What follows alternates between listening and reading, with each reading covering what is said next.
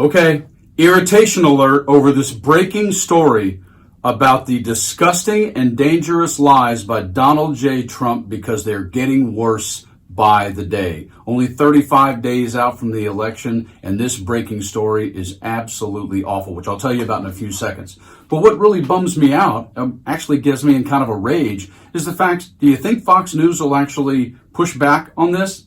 Probably not. Matter of fact, they'll probably try to find a way to support it or bury it, while J.D. Vance tonight in the VP debate, who knows, he might double down on it. I have no idea. It's not that Trump lies. He's been lying since day one, but they're getting worse. I mean, and this is what's around the Trump sphere. That's why they can't be in the White House again. I mean, remember a few years back when Greg Abbott, Republican governor of Texas, the energy grid failed? Well, he stone cold lied about that.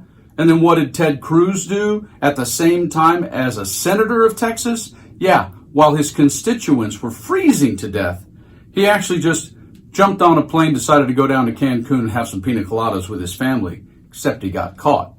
Not that that should be a shock. I mean, Cruz was the guy who was vilifying Trump for making fun of his wife, but then once Trump was the nominee, he sucked up to him like a 6-year-old boy with a popsicle. This is Trump's swamp of slime. And this breaking story that I'm about to share with you in a few seconds goes so far over the line. But I'm telling you, it's getting worse and worse because he's actually playing God now and screwing with American lives with his lies. And that is unacceptable. Don't forget, Trump is the guy while his presidency was going on who basically withheld $20 billion in assistance to Puerto Rico after Hurricane Maria. He's busy tossing paper towels like he cares. Right. He's also the guy in 2017 who threatened to withhold federal funding during the California wildfires because he said they had poor forest management. Well, you know, I'm Donald Trump. I know more about forest management than anyone. This guy is getting to the point where it's scary. And we cannot have him or his cronies anywhere near the White House, which is why this breaking story about what he just lied about regarding Hurricane Helene is absolutely frightening. Listen to this. President Donald Trump visited Georgia yesterday, where he falsely claimed several times the White House is ignoring the storm. It is not, of course, and ignoring requests from the state's Republican governor, Brian Kemp. The governor's doing a very good job. He's having a hard time getting the president on the phone. I guess they're not being responsive. The federal government is not being responsive, but they're having a very hard time getting the president on the phone. He won't get on, and of course the vice president, she's out someplace campaigning, looking for money. Governor needs to, he's been trying to get them, and I'm sure they're going to come through, but he's been calling the president, hasn't been able to get him. Governor Kemp spoke with President Biden yesterday, but no, he hasn't. That's an utter lie. Earlier in the day, Governor Kemp told reporters he did speak with President Biden and the president offered his assistance. The president just called me yesterday afternoon. I missed him and called him right back. And he just said, hey, what do you need?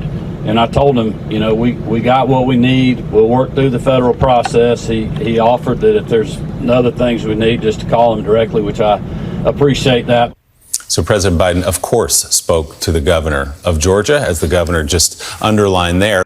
You know, Jonathan Lemire, this is a particularly disgusting lie when the people there need help, suggesting that the White House and FEMA, because Democrats don't want Donald Trump to win. Of course, it all comes back to him or turning their back on him. He's also suggested that the White House and this federal government is ignoring MAGA supporters in red counties. That's, of course, not true.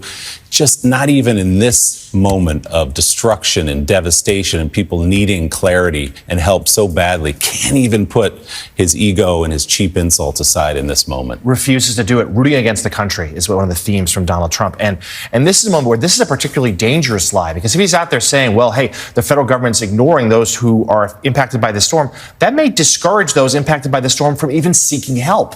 And state and federal officials are saying, look, we're here, reach out to us. We're trying to reach you. We're trying to assist you in this time of need. But Donald Trump only thinking about himself. And aside from the fact that it's a stone cold lie, what makes it even worse on a certain level is that he goes down to Georgia to make this claim and talk about Georgia when 90-some% of the death and destruction from Helene is in the state of North Carolina. But North Carolina is not as much of a swing state as Georgia. That's how disgusting and dangerous Trump is becoming. Every single day, worse and worse. Who knows what's going to happen in the next 35 days? But we certainly don't want him in the White House. One of his lies could just start World War III. It's absolutely ridiculous. And guess what? Joe Biden is actually pissed. Later in the day, President Biden was asked about Trump's claims and got fiery as he took questions from reporters in the Oval Office. He is lying. Let me get this straight. He's lying. And the governor told him he was lying. The governor told me he was lying. I've spoken to the governor, spent time with him, and he told me he's lying. I don't know why he does this. And the reason I get so angry about it, I don't care about what he says about me, but I care what he communicates to the people that are in need. He implies that we're not doing everything possible. We are. There you go. Joe may be a little slow these days due to his age, but he still knows what a snake oil salesman looks like, and I sure hope you pass this along because we all have to as well. Don't forget, vote Harris Walls, and like Obama says, don't boo, vote.